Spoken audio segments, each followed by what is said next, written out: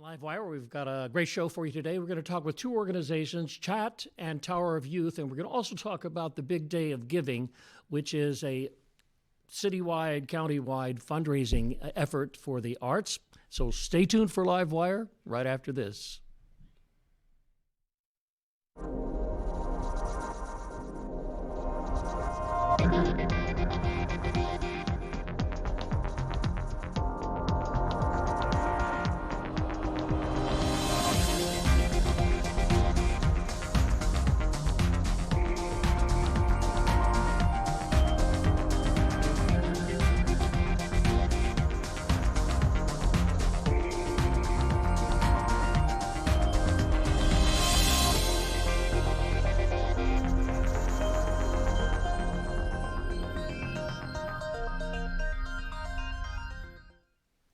Thanks for watching. With me in the studio is Leisha Green, and she is the development director for an organization called CHAT, which means? Children's Choice for Hearing and Talking.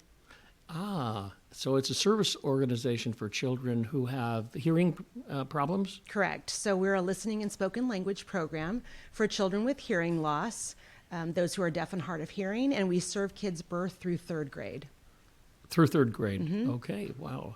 And coming up is a big fundraiser that you're taking part in, all right? We are. This all is group of large organizations. Correct. So I believe there are over 600 nonprofits in our region participating in Big Day of Giving on May 5th. This will be CHAT's 8th year of participation.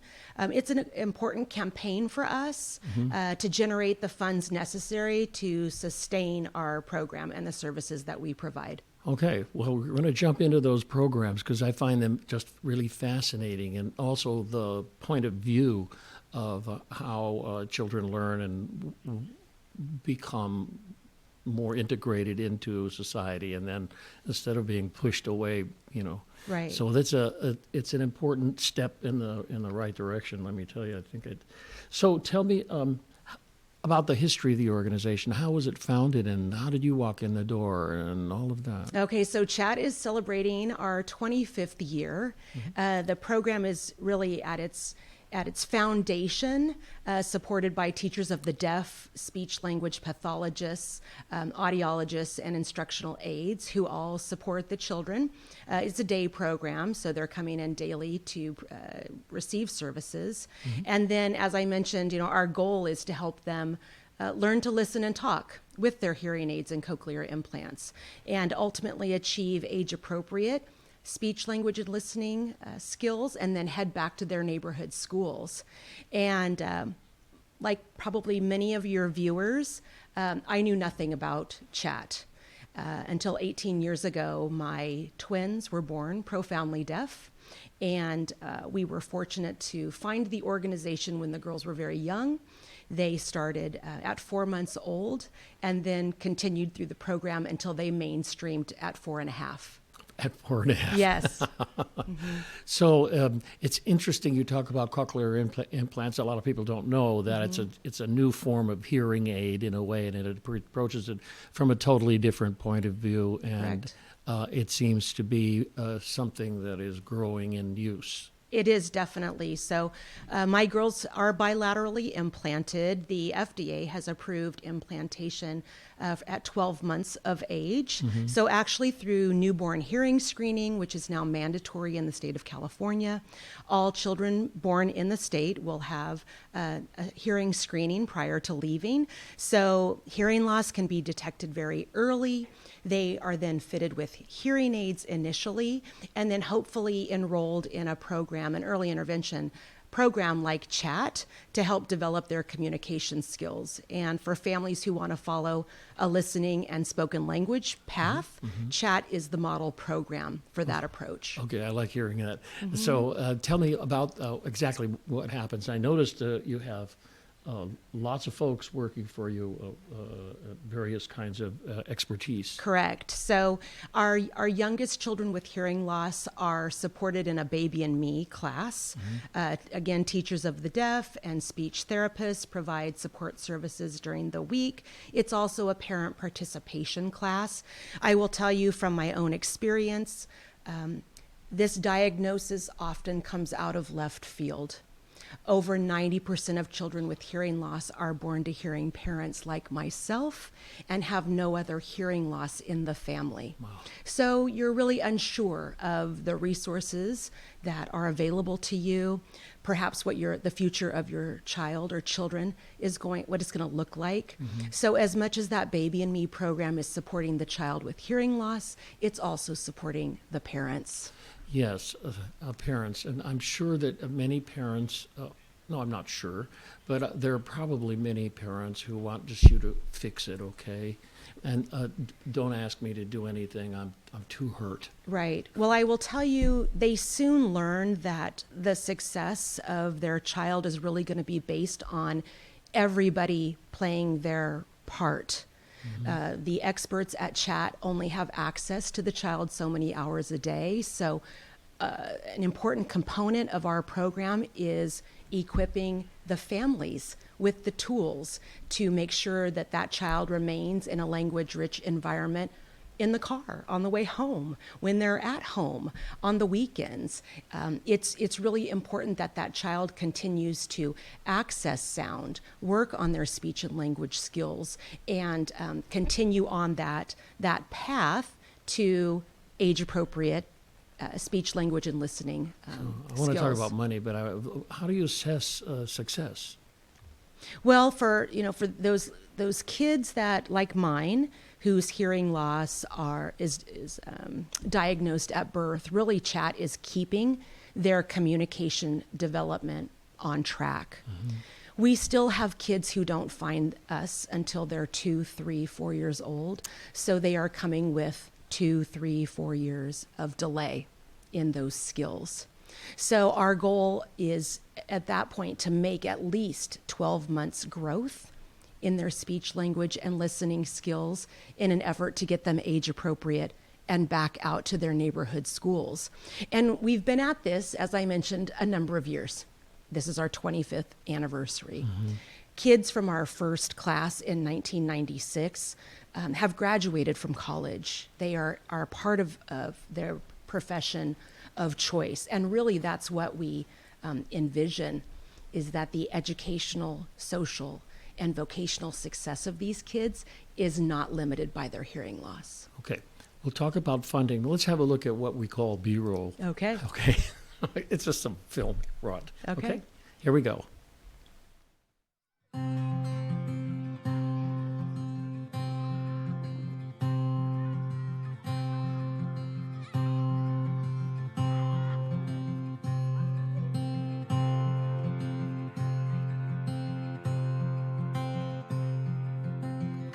CHAT stands for Children's Choice for Hearing and Talking. We're a listening and spoken language program for children with hearing loss. We serve kids birth through 3rd grade, and they all have access to sound through hearing aids and cochlear implants. All of the students here at the CHAT Center use what we call hearing assistive technology, sometimes called an FM system. This is a system that works in conjunction with their own personal amplification, whether it's cochlear implants, hearing aids, BAHAs. They have a part that's called a receiver that connects directly into their personal device.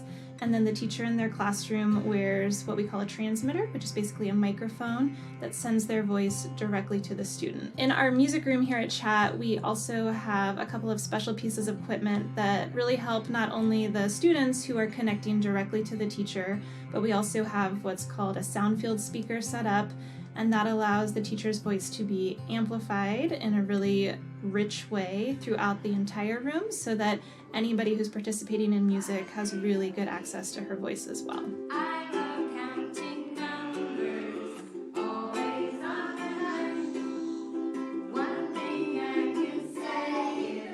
Music is a huge part of what we do here.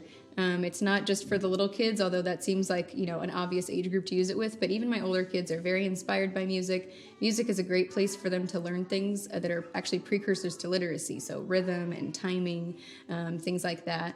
And also just vocabulary, right? So we could be singing head, shoulders, knees, and toes if you're really little, or we could be singing root, stem, leaves, and flower if you're really old and you're working on those vocabulary words. So music has been a really great way to sort of make it fun for them.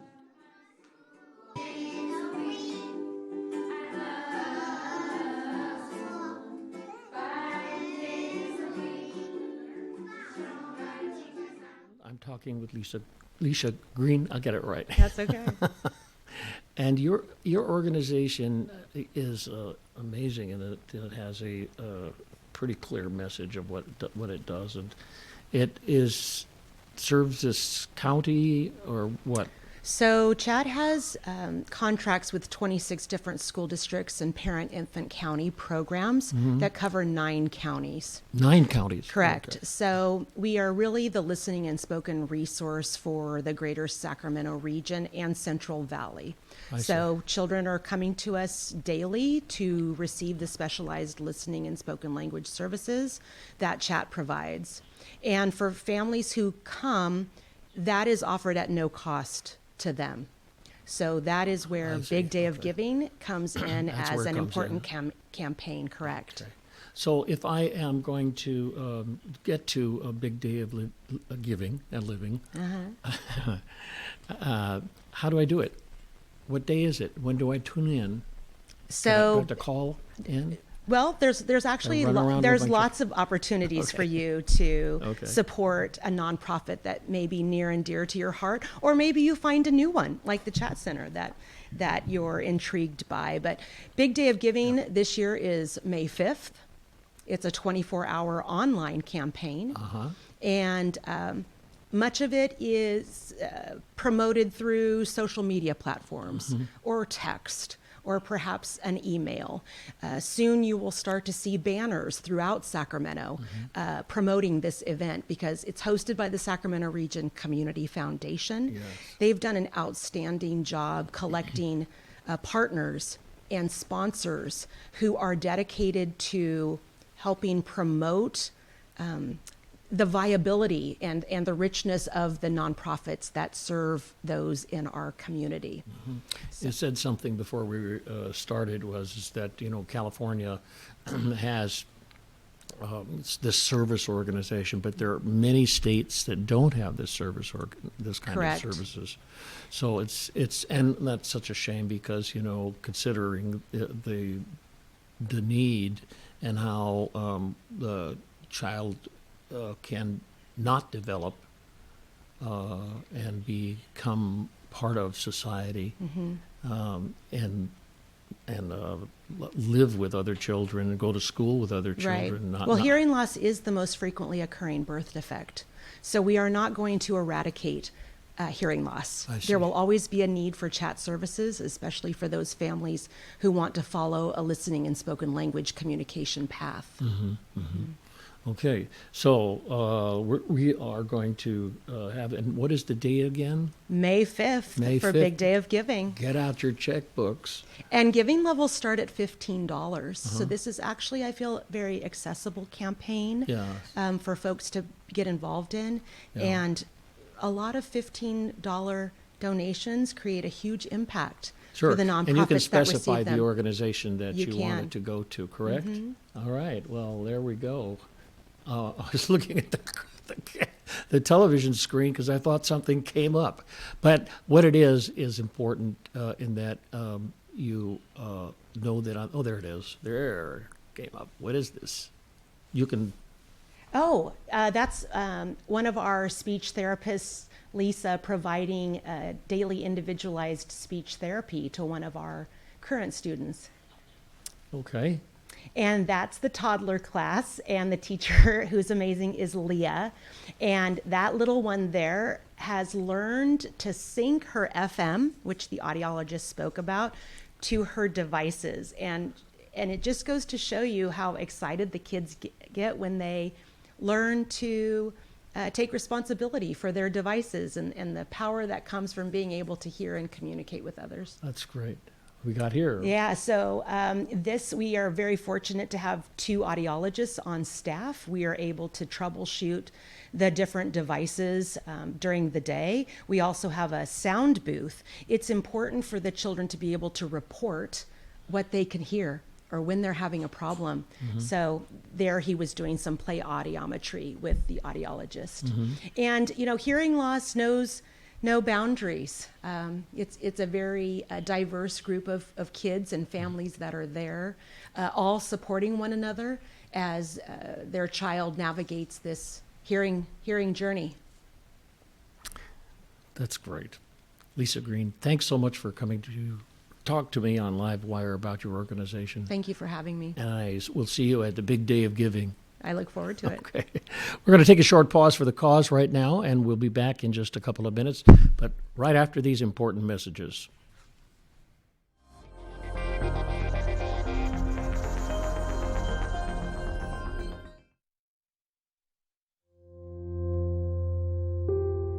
Every year, tens of thousands of young people experience homelessness.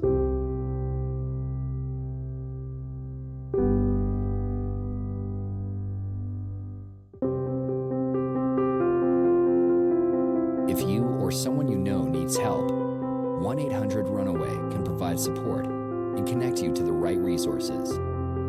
Together, we can end youth homelessness.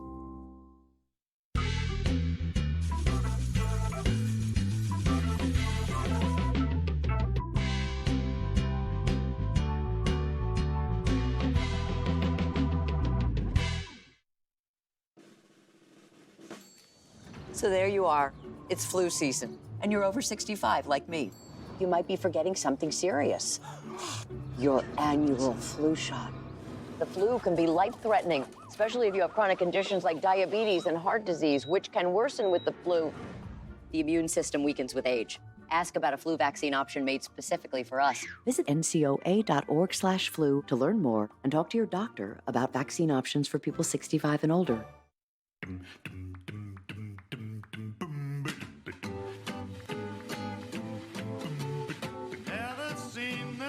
There's a quiet battle happening on our streets. Pedestrians are acting indestructible. And drivers act like they own the road. They're both wrong. Be aware, be alert. Pedestrians don't have armor. A message from the California Office of Traffic Safety.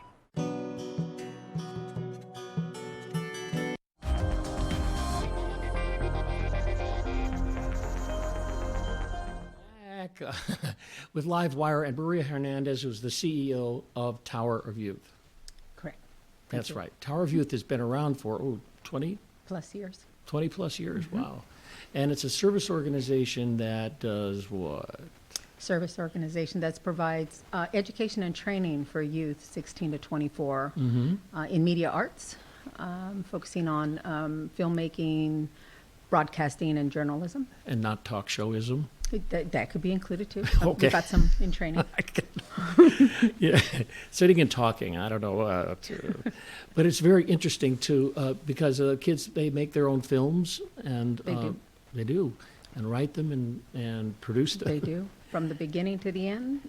They are provided training, and same thing with journalism and broadcasting. So. Journalism and broad. So that's all part of it. So they learn how to write a press release. They learn the actions of actually communicating with media. Yeah, that's correct. That's good. They are trained. They're building and expanding their critical thinking and writing skills, looking at issues in the community, but also highlighting the things that are happening in their community that they want to elevate or bring attention to. And they can create articles, videos, and podcasts. Must be some surprises you've seen over the time. Oh, yeah. But I would say surprisingly, folks don't give young people enough credit and their abilities. And they just need some nurturing and some good mentorship and the access. And the Access access. Sacramento. By the way, speaking of access, this is a program that you interact with Access Sacramento.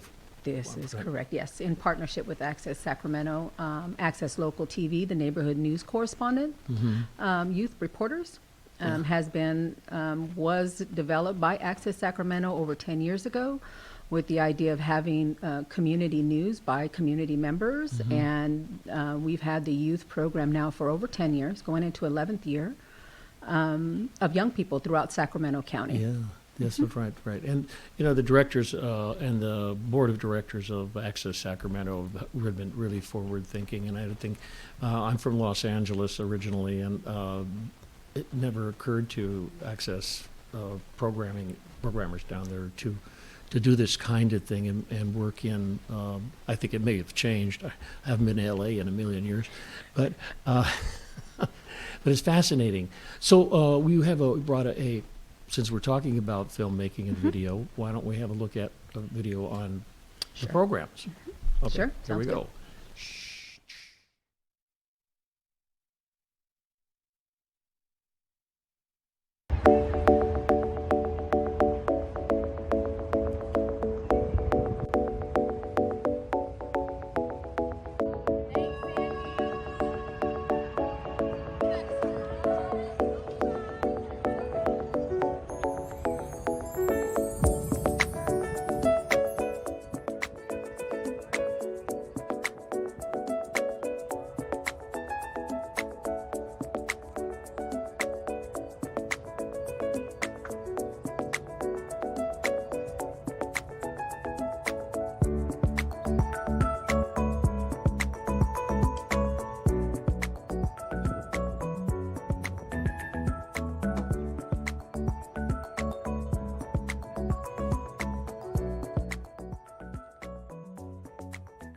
I liked it.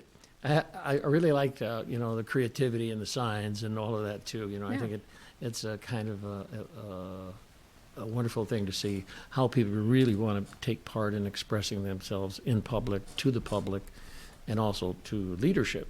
Yeah, and that was generated by one of our previous youth reporters that had been with the program a couple of years who, with the help of Access, Sacramento, they're provided the tools they need, meaning the gear, their mobile journalism gear, in order to capture things that are happening in the community. And then that allows them to be as creative as you've seen. And she's just one, but I can tell you, like, the benefit of the program has been that this young lady who created that particular video is now a junior at UNLV in a journalism program who now wants to return during her summertime to work with the new journalists that we're bringing in, and wants to work with, like, redesigning the training based on the current trends that she's and what she's getting out of her journalism program at UNLV. So they are bringing it back.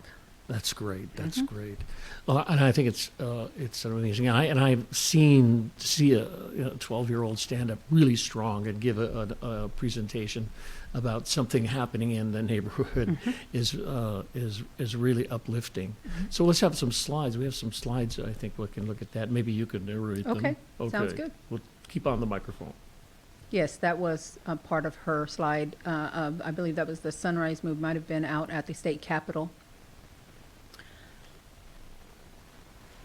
Some more of their activity.